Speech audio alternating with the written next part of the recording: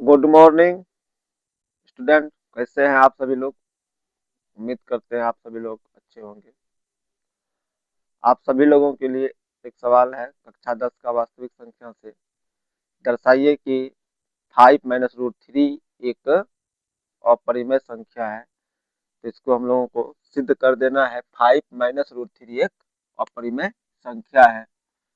तो 5 - √3 एक अपरिमेय संख्या है। इस तरह का जो सवाल होता है, या √2 एक अपरिमेय संख्या है, √3 अपरिमेय संख्या है। हम इसके पहले भी एक वीडियो बनाए हुए हैं √2 पर और √3 पर। तो इसका लिंक हम अपने डिस्क्रिप्शन बॉक्स में दे देंगे। तो इसमें विरोधाभास विधि द्वारा हम लोग क्या करते हैं, विरोधाभास विधि से इसको हम लोग सिद्ध करते हैं। विरोधाभास विधि द्वारा जो सिद्ध करते हैं, तो विरोधाभास विधि कहता है कि जो कहा गया है सिद्ध करने के लिए, उसके विपरीत हमको क्या करना है, मान लेना है। तो जहाँ दिया था 5 - √3 एक अपरिमेय संख्या है, तो हम इसके विपरीत मान लेंगे। माना कि 5 - √3 एक परिमेय संख्या है। तो मान लिए परिमेय संख्या है। तो परिमेय संख्या है, तो परिमेय संख्या को परिभाषा से हम लोग जानते हैं, जिसे P/Q के रूप में लिख सकते हैं, उसे ही परिमेय संख्या कहते हैं। तो कहने का अर्थ यह होगा कि 5 - √3 बराबर हम लोग इसको परिमेय संख्या P/Q के रूप में लिख सकते हैं। यहाँ पे एक कंडीशन था, जहाँ P तथा Q एक ऐसा संख्या है, तो पूर्णांक संख्या है। कैसा संख्या है? पूर्णांक संख्या है। तथा या और क्या बोला गया था, Q का मान 0 के बराबर नहीं होगा। हम लोग इसको लिख दिए। यहाँ पर इसको थोड़ा सा हम लोग रीअरेंजमेंट करेंगे। रीअरेंजमेंट कैसे करेंगे? तो यहाँ से इस √3 को बराबर के इस साइड लाएंगे, तो क्या हो जाएगा, प्लस का √3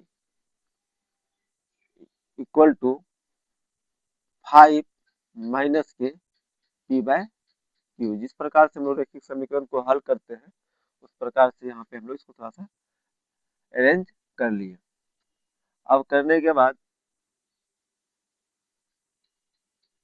थोड़ा सा यहाँ पे नीचे कुछ नहीं है 5 के, तो समझते हैं 1 है, और यहाँ पे Q है, तो दोनों का एलसीएम लेंगे तो कितना आ जाएगा, Q हो जाएगा। तो यहाँ पे हो जाएगा 5Q माइनस के P। अब यहाँ गौर से देखिए कि P और Q कैसा संख्या है, पूर्णांक संख्या है। तो पूर्णांक संख्या को हम लोग इस प्रकार से यहाँ लिखा गया है। तो यह जब इसको हल किया जाएगा तो कैसा सो रहा है, P/Q के रूप फॉर्म में है ये भी। तो कहने का मतलब यह क्या है, परिमेय संख्या है। और यहाँ पे देख रहे हैं कि √3 है। अब परिमेय संख्या के बराबर क्या है, और परिमेय संख्या दिख रहा है, तो इसको हम लोगों को भाषा में लिख करके बताना पड़ेगा कि, क्योंकि यह जो कंडीशन है, आपको क्या लगता है, सही है? √3 और परिमेय संख्या है, और यह परिमेय संख्या है। कभी भी परिमेय संख्या और परिमेय संख्या के बराबर नहीं हो सकता है। तो हम लोग देखिए इसको किस प्रकार से लिखते हैं। हम लिखेंगे, चूंकि P तथा Q एक पूर्णांक संख्या है।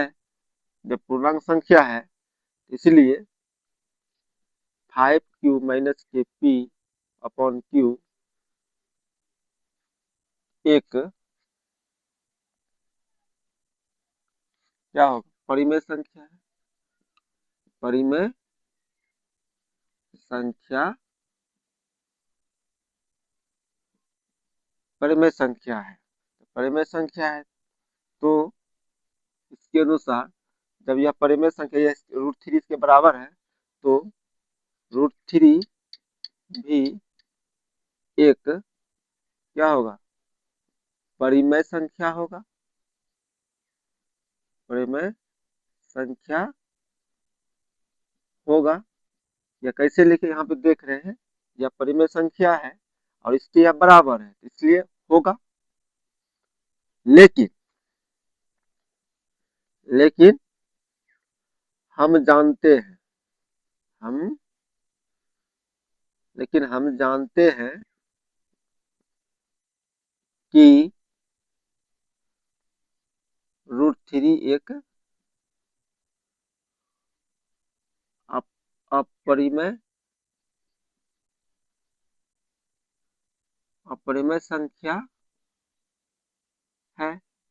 हम इस बात को जानते हैं √3 एक अपरिमेय संख्या है। तो यह हमारे लिए क्या हो गया, जो कि क्या है, जो कि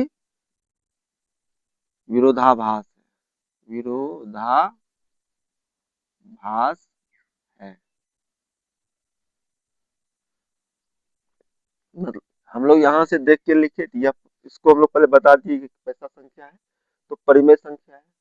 तो परिमेय संख्या के बराबर में √3, तो यह भी √3 भी क्या होगा, परिमेय संख्या होगा। लेकिन हम लोग पहले से जानते हैं √3 एक अपरिमेय संख्या है, जो कि क्या हो गया, यह विरोधाभास है। इसलिए इसलिए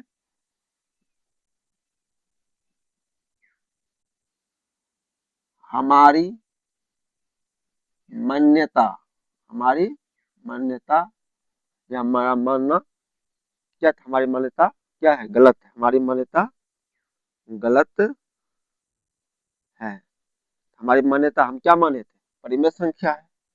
तो हम लोग यहाँ साबित कर दिए कि हमारी मान्यता क्या है, गलत है। तो अतः 5 माइनस √3 एक